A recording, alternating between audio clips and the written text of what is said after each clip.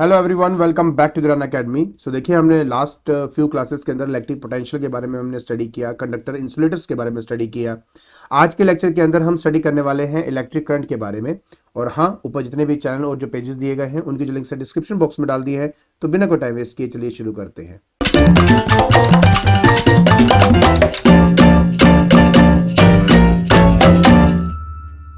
तो देखिए बेटा, आज हमने डिस्कस करना है इलेक्ट्रिक करंट के बारे में। तो क्या होता है इलेक्ट्रिक करंट, ये जानने से पहले हम कुछ बेसिक बातें पहले स्टडी कर लेते हैं, फिर आपको समझ में आएगा कि इलेक्ट्रिक करंट एक्चुअली में होता क्या है। देखिए, बात ये है कि मान लीजिए मार्केट से आप एक कॉपर की वायर लेके आते हो, ठीक है। तो अगर आप उसको ध्यान से देखेंगे तो वो एक सिलेंड्रिकल शेप का होता है। तो ये है आपकी कॉपर की वायर जो कि आपका सिलेंड्रिकल शेप में है। अब आप जानते हो कि उस कॉपर की वायर के अंदर क्या क्या होगा। या तो आपको कॉपर के एटम मिलेंगे, या तो कॉपर के आयंस मिलेंगे, और उन्हीं एटम में से जो आयंस बने हैं उनमें से निकले हुए फ्री इलेक्ट्रॉन्स आपको मिलेंगे। तो कहने की बात सिर्फ इतनी है कि जब आप मार्केट से कोई भी कॉपर की वायर लेके आते हो तो उनके अंदर हमारे पास होते हैं फ्री इलेक्ट्रॉन्स जो एक्चुअली में रैंडमली मूव करते हैं in all of the direction. अब मन में अगर सवाल आता है कि सर ये स्टेशनरी क्यों नहीं होते, ये क्यों इस तरह मूव करते रहते हैं, तो आंसर है कि जब हम इसको लेके आते हैं तो हमारा एक रूम टेम्परेचर होता है, और वो रूम टेम्परेचर इन इलेक्ट्रॉन्स को काइनेटिक एनर्जी प्रोवाइड करता है, जिसकी वजह से ये इलेक्ट्रॉन्स आपके रैंडमली मूव करते हैं in all of the direction. तो ये हो गया आपके क्वेश्चन का आंसर। लेकिन जब मैं इसी वायर को किसी भी एक्सटर्नल सेल या बैटरी से कनेक्ट करता हूं, प्लीज अंडरस्टैंड जो मैं बताने वाला हूं यहां पे। अब तो जब हम उसको किसी भी एक सेल या बैटरी, ठीक है, उससे हम इसको कनेक्ट करते हैं, तो ये और सेल या बैटरी, ये जो दो टर्मिनल्स हैं, ए पॉइंट और जो बी पॉइंट के ये दो आपके एंड्स हैं, इनमें सेटअप करता है पोटेंशियल डिफरेंस को। क्या करता है? पोटेंशियल डिफरेंस को सेटअप करता है। अब पोटेंशियल डिफरेंस सेटअप होने से क्या होता है, पहले ये समझो। एक्चुअली में जब हम किसी वायर के क्रॉस पोटेंशियल डिफरेंस सेटअप करते हैं तो उससे इस वायर के अंदर एक फील्ड जनरेट होती है, जिस फील्ड को कहा गया है इलेक्ट्रिक फील्ड। क्या कहते हैं? Electric field. आपको ये पढ़ने की जरूरत नहीं है, बट मैं चाहता हूं कि आपको बेसिक पता होना चाहिए, तो इसकी वजह से मैं आपको सारा कुछ बता रहा हूं।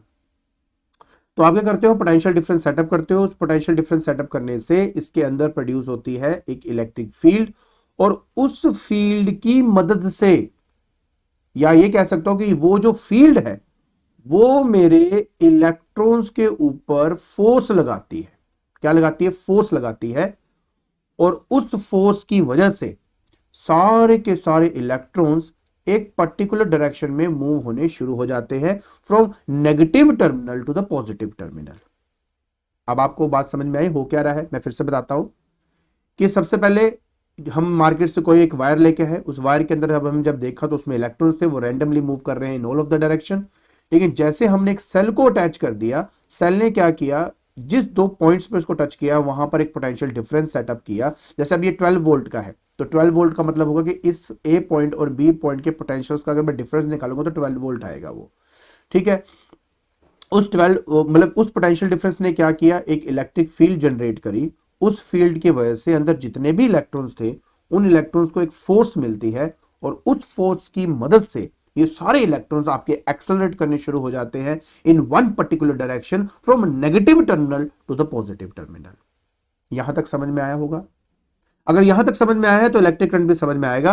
तो हमने अब क्या किया, इस पर्टिकुलर वायर में एक हल्का सा क्रॉस सेक्शन ले लिया।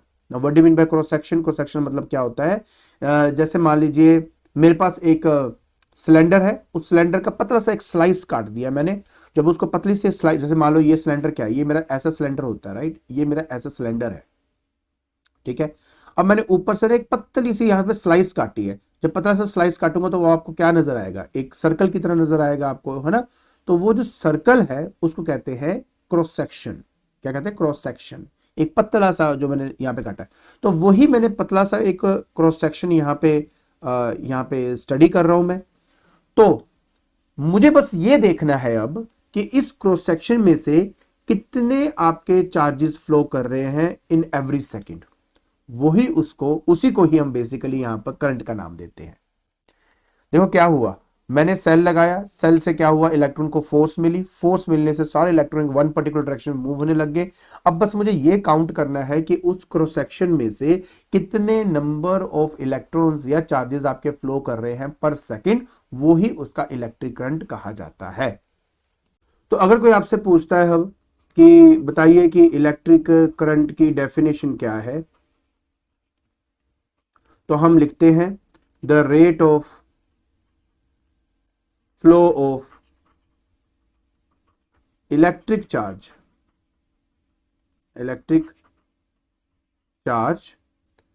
थ्रू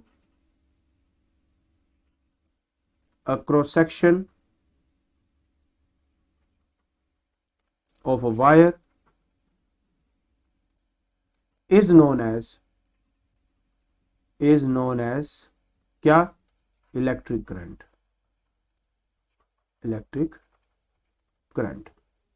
तो मान के चलते हैं यार कि यार देखो सिंपल सी बात है, मान के चलते हैं कि मेरे पास यहां पर ये मेरी वायर है और इस वायर में ये मेरा क्रॉस सेक्शन है, और पर यूनिट टाइम मतलब पर सेकंड, बेसिकली पर सेकंड के हिसाब से इस क्रॉस सेक्शन में से क्यू चार्जेस आपके फ्लो कर रहे हैं। ठीक है, तो या फिर मैं ऐसे भी बोल सकता हूं कि Q amount of charges flow कर रहे हैं इन टाइम टी।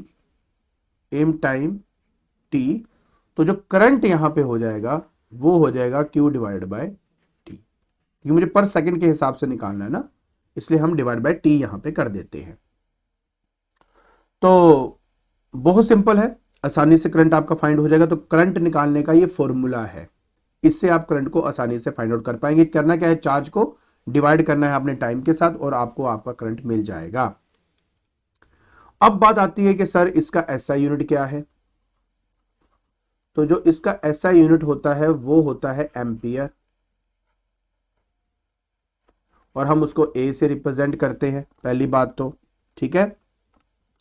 उसके बाद 1 एम्पीयर का क्या मतलब है उसके बारे में बात करेंगे, लेकिन पहले आपको बता दूं कि देखिए हमने भी पढ़ा भी क्यू आई क्या होता है बेटा, क्यू डिवाइड बाय टी होता है। क्यू यहाँ पे चार्ज है, कैपिटल क्यू या स्मॉल क्यू से आप रिप्रेजेंट कर सकते हो, उससे फर्क नहीं पड़ेगा। लेकिन अगर क्यू को मैं 1 कूलम डाल दूं और टाइम को मैं 1 सेकेंड डाल दूं, तो ऑब्वियस है ना जो करंट है आपका कितना फ्लो करेगा बेटा, वो 1 एम्पीयर ही फ्लो करेगा, सिंपल सी बात है। तो जब कोई इसको डिफाइन करता है तो कैसे डिफाइन करते हैं, तो हम कहते हैं कि when 1 coulomb of charge flows through any cross section, ठीक है, of a conductor in 1 second, ठीक है, then the electric current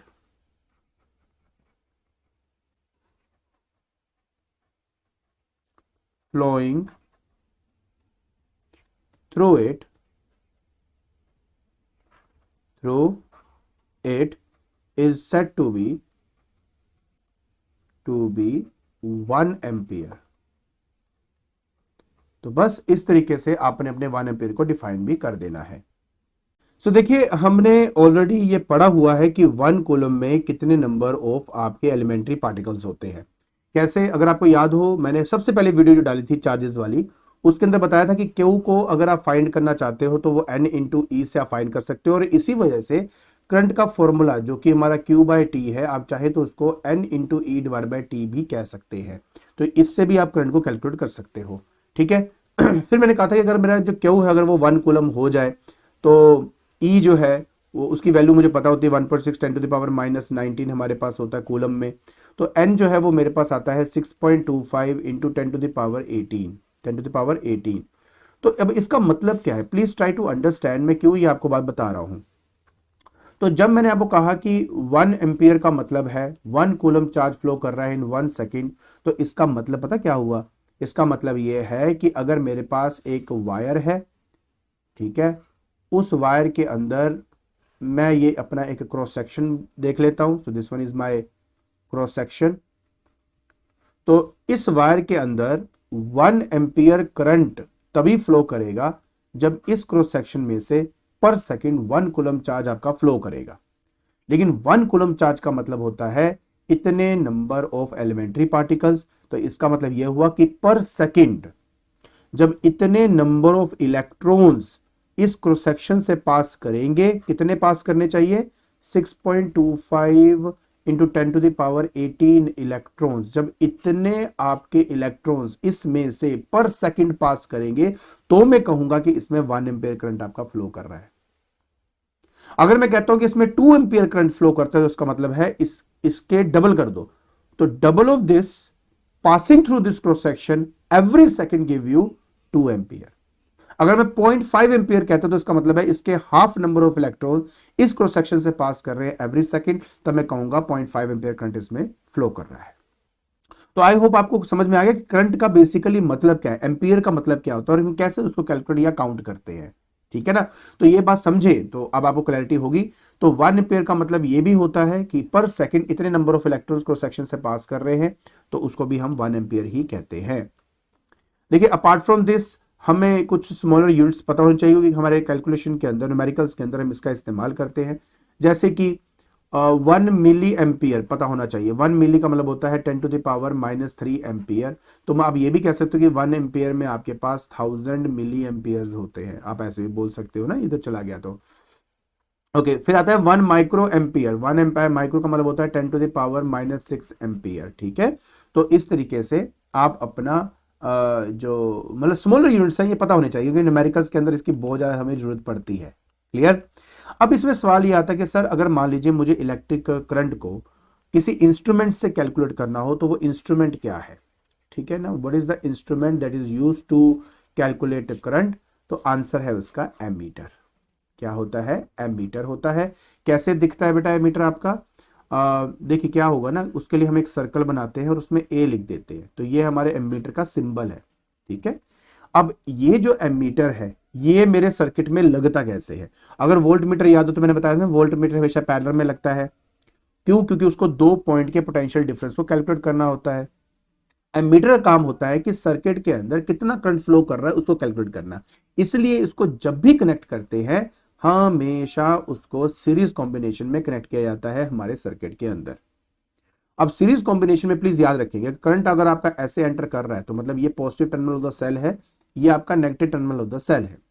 तो अगर ये पॉजिटिव टर्मिनल है तो एमीटर का जो पॉजिटिव है वो मेरे सेल के पॉजिटिव साइड होना चाहिए और मीटर का जो नेगेटिव है वो मेरे दूसरे एंड की तरफ होना चाहिए, तभी इसमें से करंट आपका फ्लो करेगा और तभी ये इसको कैलकुलेट कर सकता है। तो एमीटर को अगर मैं थोड़ा ध्यान से दिखाऊं आपको तो कुछ ना उसके अंदर इस तरह की ना रीडिंग्स बनी होती है इस तरह से। ये आपका 0 होता है, फिर इसमें डिवीजन 1 2 3 4 5 6 7 8 9 10, तो यहाँ पे 1 जैसे यहाँ पे लिखा हुआ है। तो जो नीडल है ना, जो नीडल है वो जिस पर्टिकुलर डिवीजन में होती है हम उससे कैलकुलेट कर लेते हैं कि ये इसका करंट कितना है। जैसे कि मैं आपको एक सिंपल सा एग्जांपल देता हूं, ये मेरा 0 से 1 जो है ये 1 एम्पियर को रिप्रेजेंट करता है। अब इसमें डिविजन्स कितनी है, 1 2 3 4 5 6 मतलब 10 डिविजन्स है। तो पहले तो हम ना इस इंस्ट्रूमेंट का लीस्ट काउंट फाइंड करते हैं। लीस्ट काउंट का मतलब होता है जो एक डिवीजन कितनी वैल्यू बता रही है, सबसे मिनिमम वैल्यू जो आप कैलकुलेट कर सकते हो किसी इंस्ट्रूमेंट से वो लीस्ट काउंट होता है। तो एक डिवीजन की वैल्यू आप निकाल सकते हो 1 - 0 डिवाइड बाय 10 डिविजन है ना, इसका मतलब है 0.1 एम्पियर जो है वो एक डिवीजन की वैल्यू है। अब ये जो नीडल है ये 6th डिवीजन को रिप्रेजेंट कर रहा है, तो 6 इंटू लीस्ट काउंट हम करेंगे और वही इसका आंसर होगा, मतलब 0.6 एम्पियर आपकी रीडिंग इस टाइम ये शो कर रहा है। तो एमीटर से मैं आसानी से ये देख सकता हूं कि एक सर्किट में कितना अमाउंट ऑफ करंट आपका फ्लो करता है। और दूसरी बात, उसको हमेशा हम सीरीज के कॉम्बिनेशन में लगाते हैं, ये बात याद रखें। और तीसरा, अगर मैं एक आइडियल एमीटर की बात करता हूं, ठीक है, अगर मैं क्या बात करता हूं, एक आइडियल एमीटर की बात करता हूं, तो वोल्ट मीटर का याद है मैंने क्या कहा था, आइडियल वोल्ट मीटर में इनफाइनाइट रेजिस्टेंस होती है। तो इसमें एक, अगर मैं आइडियल एमीटर की बात करता हूं तो इसमें जीरो रेजिस्टेंस होती है।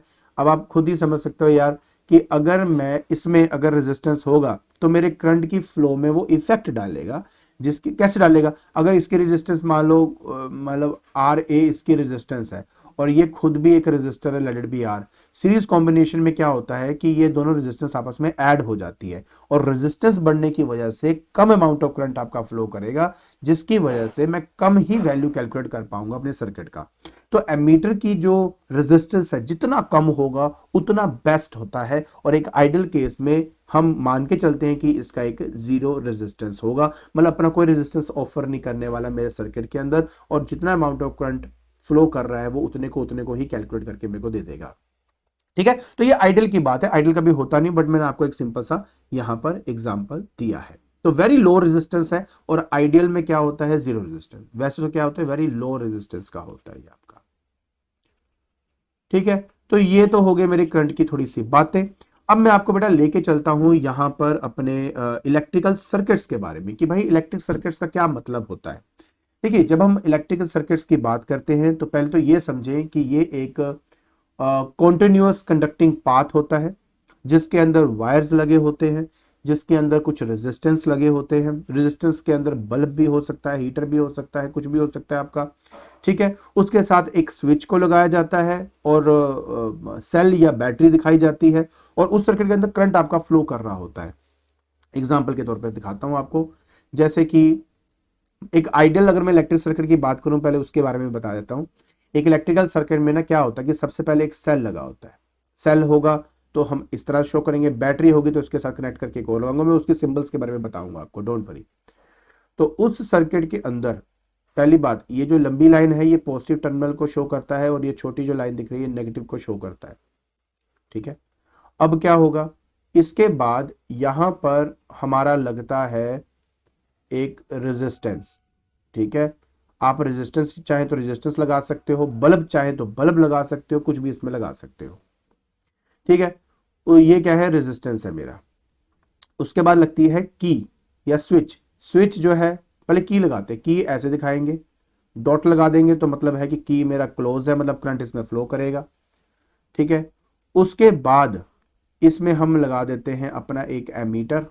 एमीटर जो है वो सीरीज में लगता है, आपको मैंने ऑलरेडी बताया है इसके बारे में। फिर हम अपना एक एक रियोस्टैट भी लगाते हैं। रियोस्टैट एक्चुअली में वेरिएबल रेजिस्टेंस होता है, और उसको इस तरह से हम शो करते हैं लाइक दिस। ये वेरिएबल रेजिस्टेंस हो गया। वेरिएबल रेजिस्टेंस का काम पता क्या होता है, कि मेरे सर्किट के अंदर रेजिस्टेंस को कम या ज्यादा करना, वो वेरिएबल रेजिस्टेंस करता है। अगर मैं इसकी हेल्प से हमारे सर्किट के अंदर जो करंट फ्लो कर रहा है उसको मैं चेंज कर सकता हूँ, कम भी कर सकता हूँ, ज्यादा भी कर सकता हूँ। और फिर लगता है एक वोल्ट मीटर। अगर आर के क्रॉस अगर पोटेंशियल डिफरेंस निकालनी है तो वोल्ट मीटर हमेशा पैरेलल में लगता है। तो इस तरह से अपना सर्किट जो है वो कंप्लीट होता है। एक चीज आएगी करंट की बात, करंट में बता देता हूँ आपका इस तरह से फ्लो करेगा, विल फ्लो लाइक दिस। ठीक है, ऐसे ये मेरा करंट है आपका। एक बहुत इंपॉर्टेंट बात, एमीटर का ये नेगेटिव दिख रहा है ना, तो यहां नेगेटिव होगा, यहां पॉजिटिव होगा। बैटरी का नेगेटिव, बैटरी या सेल का नेगेटिव जो है तो एमीटर के नेगेटिव के साथ अटैच होगा। दूसरा वोल्ट मीटर है, तो वोल्ट मीटर का देखो पॉजिटिव इस साइड है, तो ये आपका पॉजिटिव होगा, ये आपका नेगेटिव होगा। बस ये बात आपने ध्यान रखनी है, इसमें गलती ना हो। अगर इसमें गलती नहीं होगी फिर तो आपका सर्किट ये पूरा कंप्लीट ही है। ये तो मैंने स्पेशल एक सर्किट बनाया है, अदरवाइज इन जनरल जो आपको यहाँ पे दिख रहा है उसमें सर्किट में क्या क्या होगा, कुछ भी नहीं है। सबसे पहले सेल या बैटरी हमने लगा दी। ठीक है, एक हमने क्या लगा दिया, अपना रेजिस्टेंस लगा दिया। रेजिस्टेंस के साथ हमने एक अपना स्विच लगा दिया, और स्विच के साथ हमने इसको, और कुछ भी नहीं है यार, बस इसको हमने इसके साथ कनेक्ट कर दिया लाइक दिस। अगर ये स्विच इसके साथ टच हो गया तो करंट इसमें फ्लो करेगा फ्रॉम पॉजिटिव टू नेगेटिव, और बस दैट्स इट। आप चाहे तो इसकी जगह बल्ब भी शो कर सकते हैं। तो ये इलेक्ट्रिकल सर्किट्स होते हैं, बहुत सिंपल है यार आपका ये। तो अगर करंट फ्लो कर रहा है तो करंट शो करना है, और अगर करंट फ्लो नहीं कर रहा तो करंट शो नहीं करना। ठीक है, इसके अलावा मेरे पास कई इलेक्ट्रिकल इक्विपमेंट्स हैं या कंपोनेंट्स हैं, उनको कैसे शो किया जाता है वो करने का तरीका देखो प्लीज यहाँ पे। जैसे कि अगर सेल दिखाना है तो आप क्या करेंगे, एक इस तरह से इसको शो करेंगे। अब इसके अंदर याद रखें, ये जो बड़े वाला ये पॉजिटिव और ये नेगेटिव होता है। अगर दो सेल जुड़ जाए, मतलब एक से ज्यादा सेल वालों को बैटरी कहते हैं, 2 सेल 3 सेल है ना, तो ये एक सेल होगा, ये दूसरा सेल होगा, पॉजिटिव और नेगेटिव को आपस में ऐसे बीच में जोड़ा जाता है, तो ये बैटरी है। कनेक्टिंग वायर सिंपल एक लाइन होती है। अगर मैं कहता हूं कि मेरी दो वायर्स को आपस में मैंने ज्वाइन किया हुआ है, जिसको जॉइंट कहते हैं, तो देखिए इस पॉइंट पे जाकर हम इसको डॉट से शो करेंगे। डॉट का मतलब होता है यहाँ पे दोनों एक दूसरे से जुड़े हुए हैं। और अगर ऐसा लूप बन जाए तो इसका मतलब है कि ये आपस में टच नहीं कर रहे हैं, तो ये हो गया वायर क्रॉसिंग विदाउट आपके कॉन्टैक्ट के। अब जो रेजिस्टेंस हम यूज करते हैं, रेजिस्टेंस क्या होता है, ऑब्स्ट्रक्शन ऑफर करता है फ्लो ऑफ इलेक्ट्रॉन्स को, थोड़ा जिगजैग मैनर में दिखाया जाता है, जैसे आप यहाँ पे देख सकते हो। इसके अलावा अगर वेरिएबल रेजिस्टेंस है, वेरिएबल रेजिस्टेंस मतलब वो रेजिस्टेंस जिसकी वैल्यू को मैं कम या ज्यादा अपने हिसाब से कर सकता हूं, तो ये होता है वेरिएबल रेजिस्टेंस शो करने का तरीका। ऊपर एक एरो लगा दिया जाता है, इसका मतलब है कि उसके ऊपर स्लाइड करके मैं रेजिस्टेंस की वैल्यू को कम ज्यादा कर सकता हूं, या इस तरह से एरो ऊपर लगा दी जाती है। एमीटर के लिए ए का इस्तेमाल, वोल्टमीटर के लिए वी का इस्तेमाल, गैल्वेनोमीटर जो है वो करंट की डायरेक्शन है, हाईली सेंसिटिव डिवाइस है, तो इसके लिए हम इसका इस्तेमाल करते हैं। अगर एक ओपन स्विच की बात करता हूं, ये देखो ये जो आप देख रहे हो ये की है, और ये जो आप देख रहे हो ये मेरा स्विच है, तो स्विच को ऐसे शो करते हैं, ये ओपन है मतलब करंट फ्लो नहीं करेगा। क्लोज के टाइम पे शो करने का तरीका ये होता है, और ये डॉट लग जाएगा। इलेक्ट्रिक बल्ब को आप ऐसे भी शो कर सकते हो, आप चाहे तो इस तरह से भी शो कर सकते हो, ठीक है। वैसे तो ये आपका बल्ब है, ये लैंप है, तो आप बल्ब या लैंप कैसे भी शो करना तो आप ऐसे शो कर सकते हो, कोई प्रॉब्लम नहीं है। तो आई होप आपको ये समझ में आ गया कि इलेक्ट्रिकल इक्विपमेंट्स जो है वो किस तरह से शो किए जाते हैं। अब कुछ बातें मैंने आपके साथ शेयर करनी है करंट को लेकर। सबसे पहला पॉइंट ये आता है मन में कि सर अगर मैं चाहता हूं कि किसी वायर में लगातार करंट फ्लो होता रहे तो मुझे क्या करना पड़ेगा।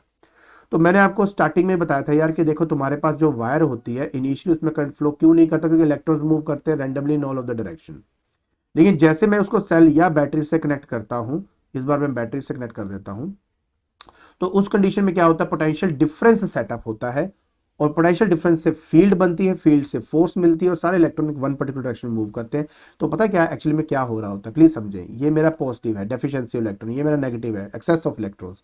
तो यहां से इलेक्ट्रॉन्स आपके फ्लो करके यहां एंटर करते हैं, जिसकी वजह से क्योंकि यहां से इलेक्ट्रॉन निकल रहे हैं तो इसका नेगेटिव करैक्टर धीरे धीरे खत्म होना शुरू हो जाता है, और क्योंकि इलेक्ट्रॉन यहां जाकर इसके पॉजिटिव करैक्टर को धीरे धीरे खत्म कर रहा है, एक टाइम आता है जब इस वाले टर्मिनल का और इस वाले टर्मिनल का पोटेंशियल बिल्कुल सेम हो जाता है। पहले क्या था, डिफरेंट था, और इलेक्ट्रॉन के मूव करने की वजह से दोनों क्या होता है, सेम हो जाता है। तो सेम होने की वजह से जो करंट है वो फ्लो होना बंद हो जाएगा। तो बात सिर्फ इतनी है कि जब तक आप यहां पर पोटेंशियल डिफरेंस मेंटेन रखोगे तब तक इलेक्ट्रॉन्स आपके फ्लो करते रहेंगे from negative to positive. Potential की भाषा में बता रहा हूं बेटा कि जो पॉजिटिव टर्मिनल है इसको हाई पोटेंशियल कहा गया है, और जो नेगेटिव टर्मिनल है इसको लो पोटेंशियल कहा गया है। और इलेक्ट्रॉन्स जो है वो हमेशा low potential to high potential move करते हैं। अब यहीं से मैं आपको एक बात और क्लियर कर दूं, तो पहले बेसिकली क्या है कि if you maintain the potential difference, current का जो फ्लो है वो भी आपका मेंटेन रहेगा। सिंपल सी बात ये है। अच्छा, दूसरी बात यहां पे ये है कि डायरेक्शन क्या है करंट की। क्या है ना कि जो करंट है वो बहुत पहले डिस्कवर हो चुका था। उस टाइम इलेक्ट्रॉन ना डिस्कवर होने की वजह से हमें ये लगता था कि मेरे जो पॉजिटिव आयंस होते हैं या पॉजिटिव चार्जेस हैं उनकी फ्लो की वजह से करंट इस वायर में फ्लो करता है।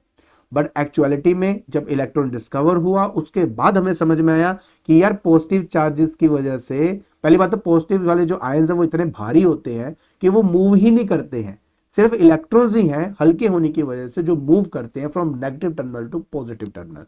तो जो हम पहले स्टडी कर रहे थे तो बाय कन्वेंशन उसको आज भी हम स्टडी करते आ रहे हैं। तो देखिए अगर कोई आपसे पूछता है कि भाई करंट की डायरेक्शन क्या है, तो अब मैं मानता हूं कि इलेक्ट्रॉन्स की वजह से होता है, बट क्योंकि बाय कन्वेंशन हम स्टार्टिंग से पढ़ते आ रहे हैं इस चीज को, तो करंट की डायरेक्शन हमेशा आपकी पॉजिटिव से नेगेटिव की तरफ होगी। और कहा जाता है, बुक के अंदर स्पेशल लिखा जाता है कि पॉजिटिव चार्जेस की वजह से है, लेकिन पॉजिटिव चार्ज मूव कभी नहीं करते, ये बाय कन्वेंशन बोला गया है। इसलिए आप हमेशा पॉजिटिव से नेगेटिव करंट की डायरेक्शन को बनाते भी हो और स्टडी भी करते हो। लेकिन एक्चुअलिटी के अंदर हमारे जो इलेक्ट्रॉन्स है वो मूव करते हैं फ्रॉम नेगेटिव टू पॉजिटिव, और इस करंट को इलेक्ट्रॉनिक करंट कहा गया है। इलेक्ट्रॉनिक करंट कहा गया है। तो कंफ्यूज नहीं होना। तो अगर कोई आपसे पूछता है कि भाई करंट ड्रॉ करके दिखाओ, तो आप पॉजिटिव से नेगेटिव ही ड्रॉ करेंगे, क्योंकि bye convention all over the world में यही चलता है। लेकिन एक्चुअलिटी में इलेक्ट्रॉन्स मूव करते हैं फ्रॉम नेगेटिव टू पॉजिटिव, तो इलेक्ट्रॉन के फ्लो के ऑपोजिट आपका करंट फ्लो करता है। तो ये आपने हमेशा यहां पे ध्यान रखना है। बाकी दो बातें क्लियर होगी कि अगर मेंटेन करना है तो पोटेंशियल डिफरेंस को मेंटेन कर दो, और दूसरा जो करंट की डायरेक्शन है हमेशा पॉजिटिव से नेगेटिव की तरफ आपकी फ्लो करती है। तीसरा, जो करंट है ना यार वो एक स्केलर क्वांटिटी है। क्या है? It is a scalar quantity. इसका सिर्फ मैग्नीट्यूड होता है। और दूसरा, और आपके मन में आएगा सर पॉजिटिव से नेगेटिव भी तो जाता है। देखिए स्केलर और वेक्टर की एक पहचान ये भी है कि जिन क्वांटिटीज को मैं अलजेब्रिकली सिंपली ऐड या सब्ट्रैक्ट कर सकता हूं बिना किसी लॉस के, वो मेरे स्केलर क्वांटिटी होता है। और यहां पर जब हम करंट्स को आपस में ऐड या सब्ट्रैक्ट करते हैं तो अलजेब्रिकली सिंपली कर सकते हैं। इसी वजह से ये मेरा एक स्केलर क्वांटिटी है। तो याद रखें कि ये हमेशा हमारा स्केलर क्वांटिटी है।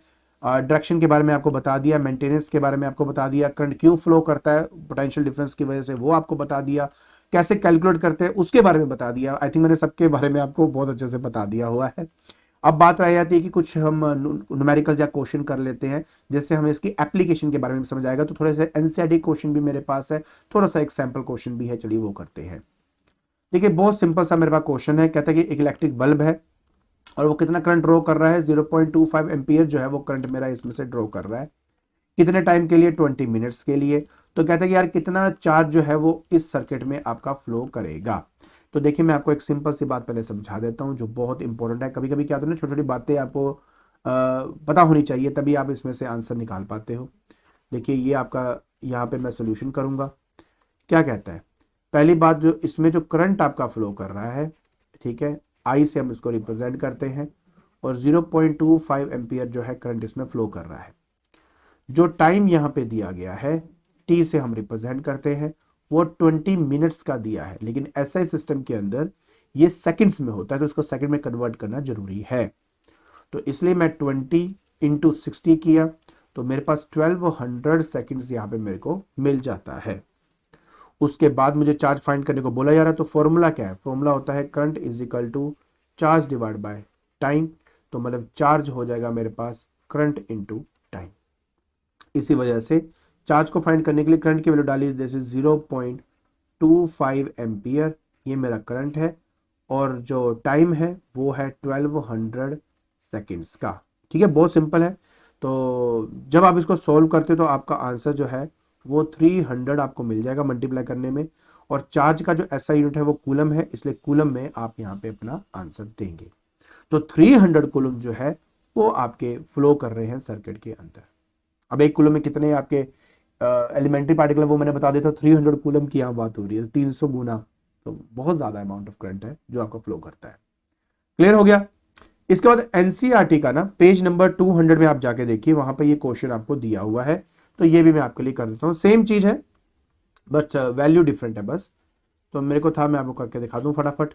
तो इस केस में भी अगर आप देखेंगे जो करंट है आपका आई, वो आपका 0.5 एम्पियर आपको दिया हुआ है। अच्छा, इलेक्ट्रिक बल्ब जो है उसमें जो टाइम है, टी, वो आपको 10 मिनट्स का दिया हुआ है। तो 10 मिनट्स मैंने आपको पहले बता दिया यार कि सेकंड्स में कन्वर्ट करेंगे तो 10 इंटू 60 आएगा। तो ये आ जाएगा बेटा आपके पास 600 सेकंड्स आपको यहाँ पे मिल जाता है। अब मुझे क्या निकालना है? चार्ज निकालना है। जो चार्ज है आपका, जिसको क्यू से रिप्रेजेंट कर रहा हूँ, वो करंट इंटू टाइम के बराबर होता है। तो देखिए यार तुम्हारा जो करंट है वो तो है आपका 0.5, ठीक है, करंट कितना है आपका 0.5 है, और टाइम कितना है आपका 600 का है, ठीक है। तो ये आपका 300, यहाँ पे भी आपका 300 जो कूलम है वो आपको आंसर मिल जाता है। बहुत सिंपल है, आई होप आप आसानी से ये कर पाओगे। ठीक है, उसके बाद एनसीईआरटी बुक वही 200 जो आपका पेज है, उसमें कुछ क्वेश्चंस हैं, क्वेश्चंस के आंसर मैं दे देता हूँ, आपको खत्म करता हूँ इस चीज को। कहते हैं what does an electric circuit means. मैंने आपको इसकी डेफिनेशन ऑलरेडी बताई है। एक कॉन्टिन्यूस कंडक्टिंग पाथ है जिसके अंदर वायर्स होते हैं, कुछ रेजिस्टेंसेज होते हैं, आपके स्विचेस होते हैं, दो टर्मिनल्स होते हैं सेल्स के, बैटरी के, जिसके अंदर करंट फ्लो होता हुआ हम दिखाते हैं, तो उसको एक सर्किट कहा जाता है। इसके बाद define the unit of current. आपको पता है कि करंट का यूनिट एम्पियर है और एक करंट क्यू बाई टी होता है। तो एक सिंपल सी बात बताऊं तो करंट क्या है मेरे पास, क्यू डिवाइड बाई टी है। तो ये 1 एम्पियर तभी होगा जब आपका 1 कूलम ऑफ चार्ज फ्लो करेगा इन 1 सेकेंड। बाकी डेफिनेशन मैंने आपके लिए यहाँ पे प्रॉपरली लिख के दी हुई है, यहाँ पे आपको क्लियर हो जाएगा कि क्या होता है आपका 1 एम्पियर। ठीक है, सो आई होप आपको ये जो करंट है और ये जो क्वेश्चन आंसर है न्यूमेरिकल ये सब समझ में आगे होंगे। ठीक है, तो आज के लेक्चर के अंदर हमने इलेक्ट्रिक करंट के बारे में स्टडी किया, उसके रिलेटेड हमने कुछ क्वेश्चंस एंड एनसीईआरटी के जो कुछ क्वेश्चन है न्यूमेरिकल से वो डिस्कस किए। आई होप आपको ये क्वेश्चन और उनके आंसर समझ में आगे होंगे, और अगर आपको ये वीडियो पसंद आ रही है तो please like it, share it and subscribe it. आज के लिए बस इतना ही। Thank you so much.